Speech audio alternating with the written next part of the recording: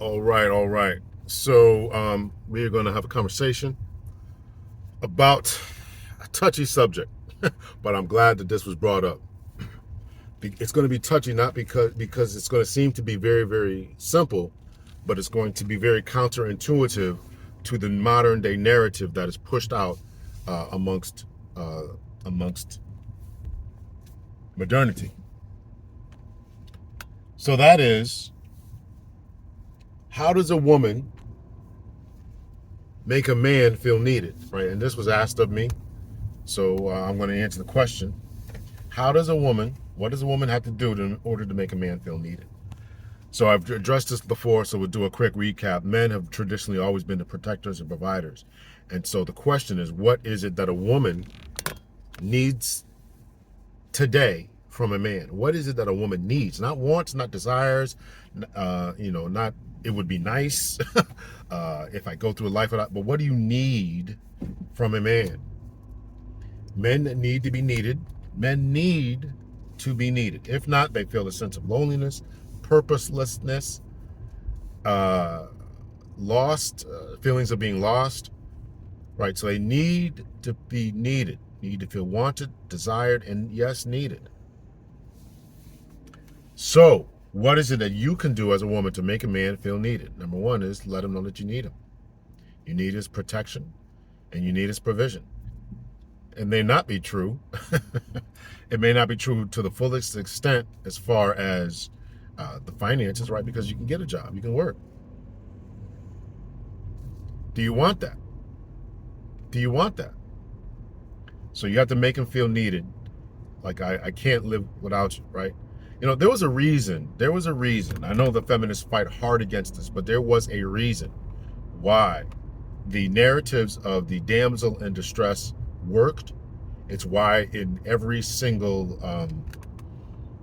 heroic movie before that the man not only saved the day, saved the world, saved his country, whatever, think of James Bond, etc. But there was a reason why they got the girl at the end, right? It was a type of reward in addition to the satisfaction and raises and all that type of stuff. But this is what he got, right? It may seem unpopular, may seem old-fashioned, may seem sexist, it may seem that way. But if you want a man to walk in his masculinity and poke his chest out when you're with him, then he has to feel that same type of energy. He has to feel it. You got to let him know that he's the best, that he did a great job, that he fixed that toilet, man, like nobody else could. I couldn't have done it without you. Tearing a man down in this day and this time, what not only feminism has allowed women to go out into the world, but it's allowed for men for them to constantly belittle men, constantly belittle them. Has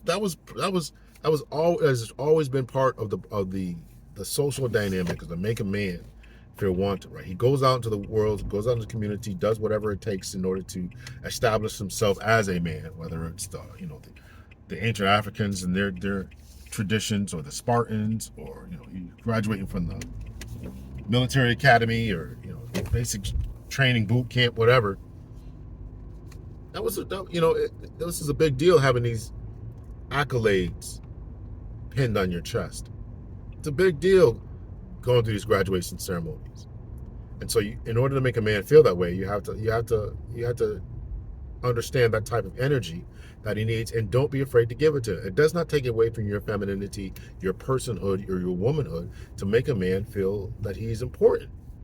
Make a man feel he's important. Let him know that you care for him, you love him, and that you require his leadership, his strength, his wisdom. And I'm assuming that the man that you're giving your time and attention and energy to is worthy of these things, right? I'm not telling you to just make up stuff and just lie, right? If he's not doing a job, how after a while you have to make a decision as to, man, this guy's not getting it done. But when he's doing his job, even if he did it to the best of his ability, let him know that you did a good job. I really, really appreciate it. I really appreciate it. And, save the critiques and criticism for maybe another time. Save the critiques and criticisms for another time. He did it. He fixed the toilet. He built he changed the oil. He painted the whatever, right? He did something, traditionally masculine. Celebrate him for his effort, celebrate him for his success, celebrate him for doing it. And if there's something that needs to be fixed or done, do it another time. And don't say, oh man, I knew we shouldn't have called the plumber. I knew we should have did this. I don't want to hear that, right? This is making a man feel needed. And listen, they will hopefully will be able to recognize their downfall, right? Listen, I fix things around my house, and then a couple of days later, it's like broken again. I'm like, oh man, okay, but then you do it again. You keep trying, right? I am not a plumber, or I'm not a professional at that. I was a police officer. I don't know a lot about all this stuff. But you keep trying, you keep going, you keep getting better, right? And positive reinforcement is essential, not only for children, but yes, for your man. So you gotta give him positive reinforcement, loving, caring, and all that type of thing. Yes, praise him when he does good, and save the critiques and criticisms for another time. You can have him in the back of your mind, but eventually you got to let him out, because we don't want it festering in you that you are with a failure or with somebody who can't get it done, or if he tries to fix something, he's not going to get it done. So it is at times it can be a delicate and fine line to walk, but you got to figure out how to walk that line. All right. Another ways to make your man feel that he is wanted, right, is value his advice. Again, I'm talking about men who are doing something. And if your man is giving you advice, sound advice, and this is the problem, again, I think that with growing up in matriarchies, growing up in gynocracies, where the ladies seem to be in charge, and they don't seem to value the masculine presence and value a man's voice, value that, right? So if you're not valuing that, if you don't come from a lineage, from a family structure that valued male presence, male masculinity, and male advice, male wisdom, the male perspective, if you always think that they're just toxic and they shouldn't be listened to and everything's about violence, and you don't understand that the value of their stoicism, then you're going to have issues. You're going to have issues with this. So if you don't want issues, then you got to learn to value their advice and praise them when they do something. I think those are two of the biggest things that women can really understand. If you can achieve these things, is to praise your man when he does do the best he can do, and then value his wisdom, his advice, then you're already halfway there. And along with the advice is leadership. Along with the advice is you have to value a man's leadership. Even now, I'm not telling you to follow men who are incapable. Again, this is the third time I'm saying this. Don't follow men whose advice, counsel, wisdom, leadership skills you don't value. But you have to. But when they are able to lead, don't buck up against that. This is what we talk about when men talk about they want peace, or when they talk about they don't want a boss chick, or the boss chick energy, or masculine energy.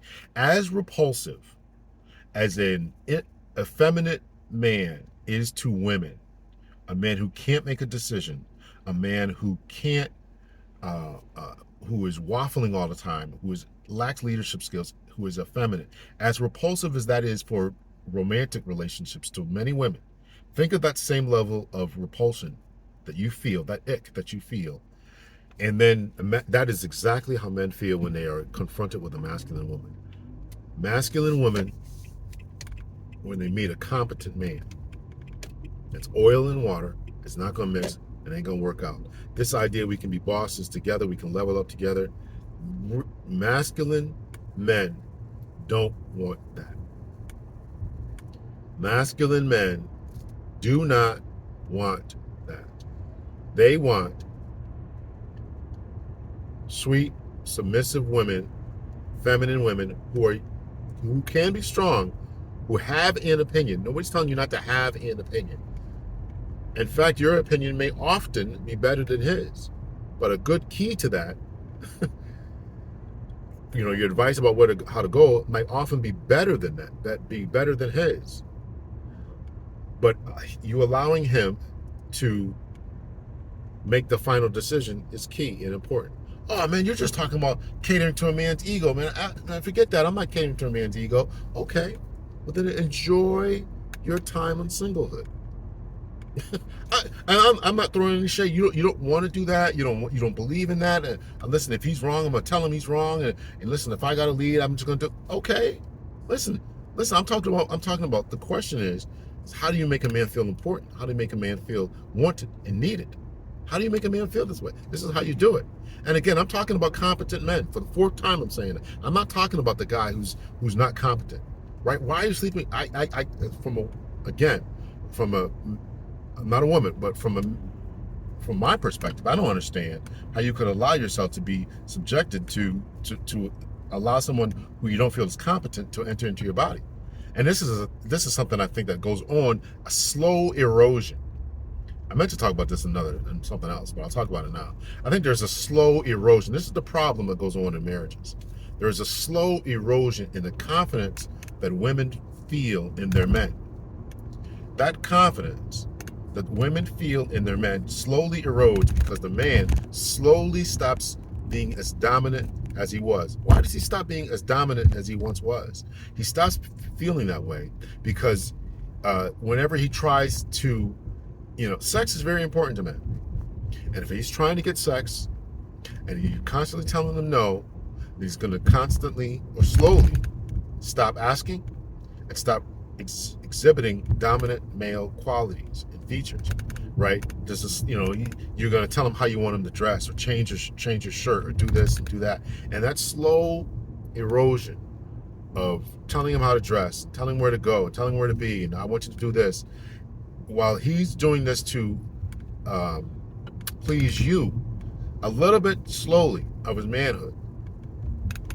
It doesn't happen overnight. And this is why eventually the sex stops. I'm telling you, I've talked to many people, right? I'm telling you, this is where it comes from. There's a slow erosion. Men have to maintain masculinity and their command presence at all times.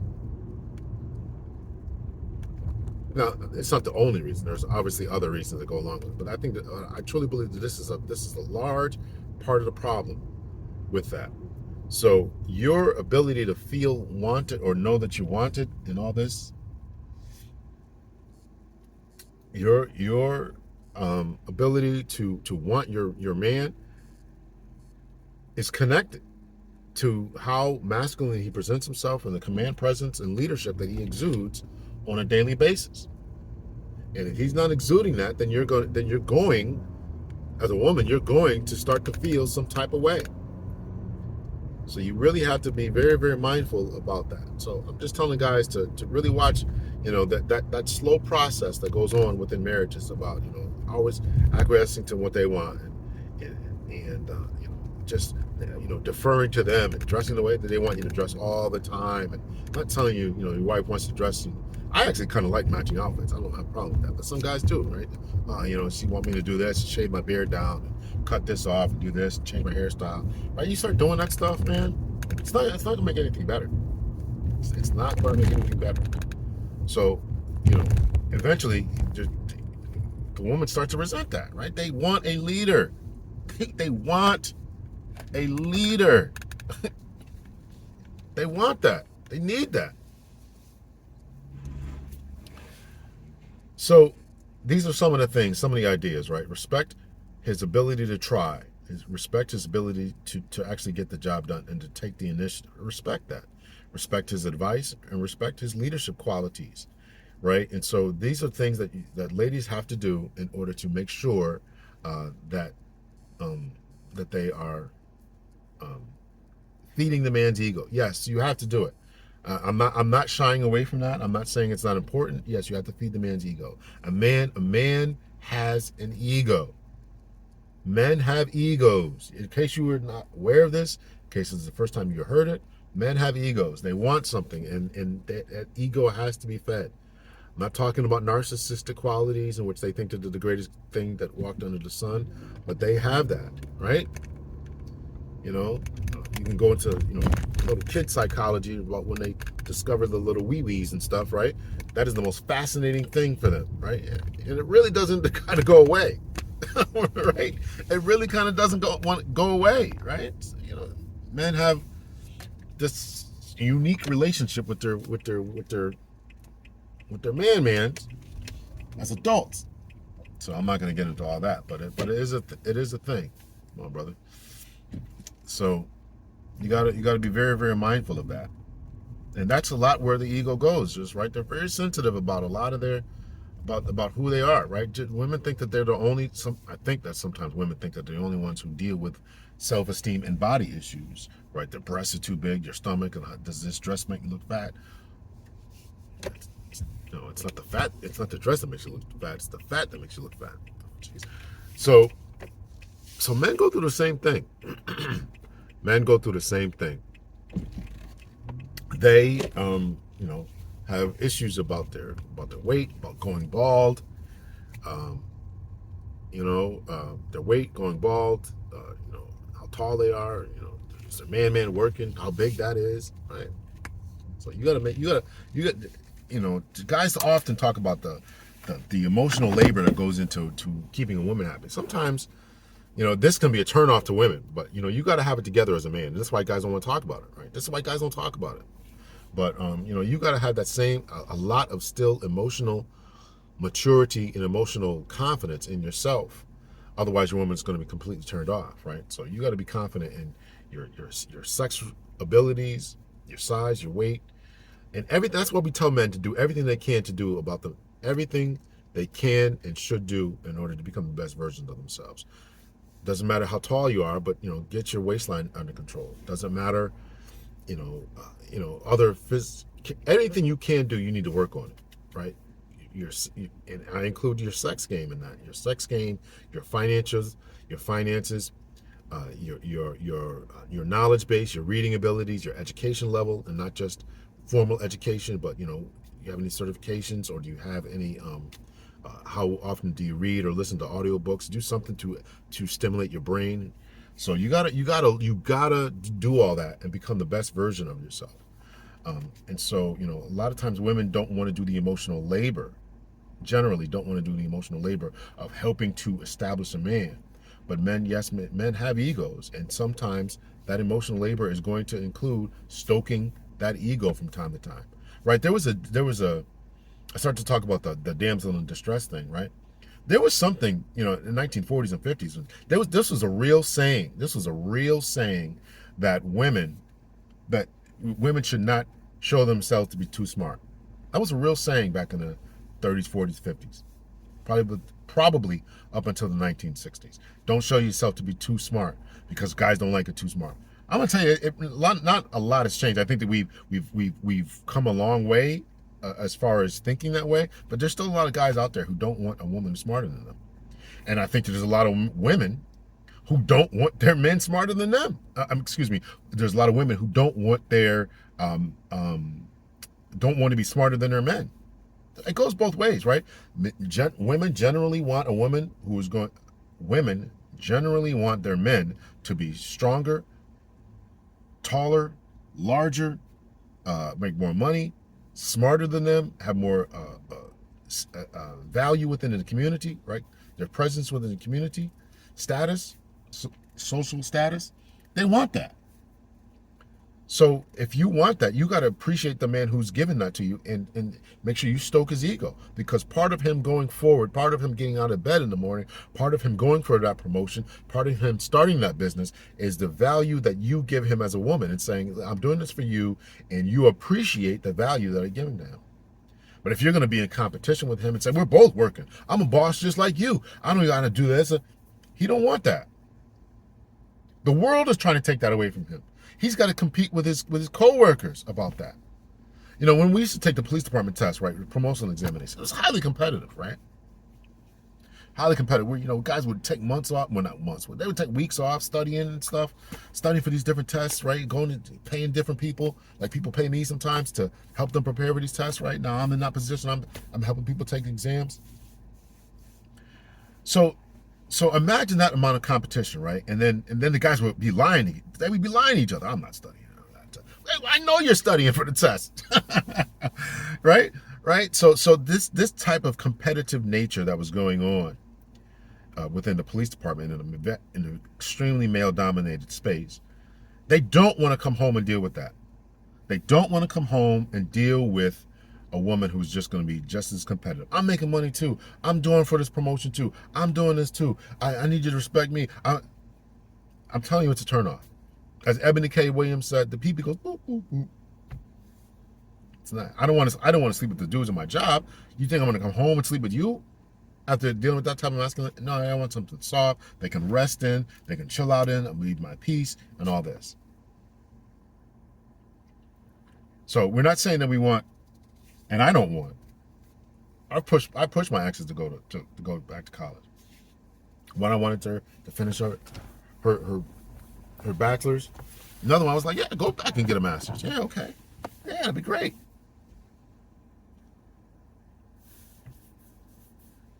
You know, so nobody wants anybody.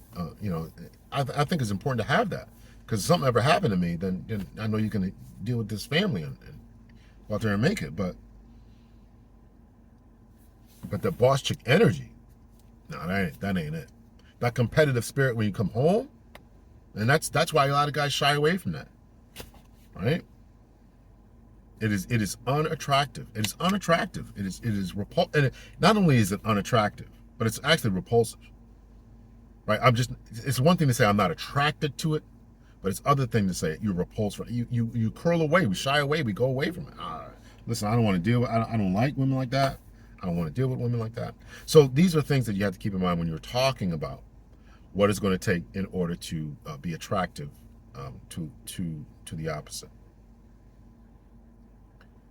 So those are just a little bit of my thoughts, my opinions about making sure that you stoke a man's ego. It has to be done, and yes, to a certain degree. I don't want to make it seem like I'm talking both sides of my mouth. Yes, to a certain degree, men need to be emotionally secure in themselves and take the initiative to themselves to say, these are things that I need to work on. Okay, I may only be 5'5", but I need to get in the gym and make sure I level up my money to increase my attractive level. So you need to work on what you got to work on and become the best version of yourself. And whatever insecurities that you are harboring, go to therapy and all that. And I would not suggest under any circumstances that you share those type of insecurities with a woman. I don't care what she's talking about, safe space and don't do it. I'm telling you. I watched a video the other day about a woman saying, "Yeah, a man needs to be able to talk to me. I need to be a safe space." And this, do not do it. I'm telling you not to do it. I'm telling you. And even the woman who was saying that, the other guy was saying, women need to be that safe space and not share it and not bring it up. She agreed with that, but she kept saying, "Yeah, I still need to be a man's space." Don't do it. I'm telling you not to do it. So any insecurities that come along those lines, do not do it. Get therapy, talk to your boys, whatever. Do what you got to do. Definitely work on it. I'm not telling you just suppress it inside. I'm not telling you to do that. But as far as romantic partnerships, don't do it. And if you as a woman do see or do notice anything, you got to praise him and make sure that you are empathetic and sympathetic to his whatever he's got going on, and then lift him up. So these are some of the ways that you can make a man feel needed. And even some of the little small things, right? Baby, I need you to open up this jar for me. I need you to, if you're shorter than you want a guy taller, reach up here and get this. Baby, you're so big, you're so tall. Baby, come here. I really appreciate that. Baby, he opens up that jar of mayonnaise for you. Baby, you so strong. Baby, you so strong. I really, that kind of stuff will get your back broken at night. That kind of stuff will get your back broken at night, right? Baby, you so strong, baby. Baby, you so smart. When you guys talk about politics and this, that, and baby, you so smart. How could I do this without you? Those type of words, oh yeah, oh yeah, oh yeah. They'll have you bent over the couch. Oh yeah, oh yeah, oh yeah. So let me know your thoughts, your opinions, right? These little, small little things, man. These small little things, right? Praise him. Tell him that he's doing good. Appreciate his leadership. Appreciate his advice. Appreciate his listening skills. When you come home, and you've dumped, a week's worth trauma and drama from your job on him, and and you dropped this on him, and he sat there and listened. What? No, I told you she was crazy. Wow. Oh man. And then don't let him ask a question. Hey, how'd that situation work out? Right? Appreciate him taking the time to listen. Baby, I really appreciate you listening to me. While you're tying your hair back into a bun. If you know what I'm saying, you know what I'm saying. So listen, appreciate this man. Appreciate this man. His leadership skills, his advice, his listening abilities, and when he's trying to do something, right? Appreciate all that, and then don't dump on his emotional insecurities, because men have them. Men have them, right? All right, I had to run into a store right quick. So I'm going to finish this off and not make this any longer than it needs to be. So I want to make sure I address every single one of the points that were brought up. So the last point I want to talk about is when a woman seems to have it all together. So a woman seems to have it all together. We're all human. We know that you don't have it all together. Again, a man needs to be needed, and you need to have a place where men fit in, and you need to make room for that, right? And the problem with doing everything all yourself is that it comes off. A man doesn't see where he fits into that. A man doesn't see where he fits into that, and some ladies will take that as some form of intimidation. But if the only place that a man can really fit into your life is that he is filling some emotional role, I don't think that that's a role that many men want. I have to do a little more research on that particular point. It's not something that I would want, and I don't know any man who really wants that. Listen, I just want to be there to be a shoulder to cry on after you've bossed up and this, that, and the other, and you got your own house. That's not something a man wants. A man wants to build. A man wants to build, hunt, provide, and you've taken that away from him. Not you've taken that away from him, but you've done all that. So he's trying to figure out, where does that leave me? So this is the dilemma of the modern day woman. This is the dilemma of the modern day woman. So you got to figure out a place for a man. You got to figure that out, And how do I do that? I mean, how do you do that? I think the advice I've already given you, praise him, his leadership, his qualities when he's trying. If you got your own house, not apartment or condo, but a house, where does he fit in with that? You gonna move in with you? What is he providing at that point? Do you want a man to move in with you? You really want that out of a man? I'm not telling you not to do it. I'm not saying not to do it. There are a lot of women now who are making videos and writing articles, or articles being written about them, about about buying houses and regretting the financial costs of it, being laid off, the upkeep of it. And of course, there's a social aspect of it, the romantic social aspect of it, right? I mean, do you really want a man to move in with you? Do you really want that? So these are things you got to figure out, and I'm trying to help you work through it. But, you got to figure out a place for a man to be in your life, and what that hole is that he's going to fill. We knew what it was before. And when you do other things, it makes it seem like you got it all together. You got your own car, you got your own house, you got your own 401k, you're going on vacation, you're going on trips. No man wants to be like, oh, I want to go to the Bahamas. All right, I've already been there. Okay, let's go to Turks and Caicos. I've been there already. I'm gonna go take you to Hawaii. I want to go to Greece. I've been all these places. No, you. It's a turnoff to masculine men. I'm not. Is there some man out there who's going to be okay with that? Yeah, of course. But a man who really wants to provide, that's why this is why this dynamic about guys, about this age gap dating. This is why a guy who's in his 50s, 40s, 50s will seek out a woman who's in her 20s or 30s, because the likelihood of having her having all this different life experience is less, because he can give her something. He can show her something. He can take her someplace. So you gotta create that. Should you sit around waiting for that man and never taking a trip, never going on vacation, never buying a house? I'm not gonna tell you that either, because it may never come. But if it does come, if you do those things, you got to figure out. You need to figure out a place in a way where you make the man that's in your life valuable, and that he is wanted and needed, and you couldn't do X without him. You have to figure that out. And if that turns you off, you don't want to listen to that. Okay, you don't have to listen to me. You don't have to listen to me. Let me know your thoughts and your opinions. Much love and peace.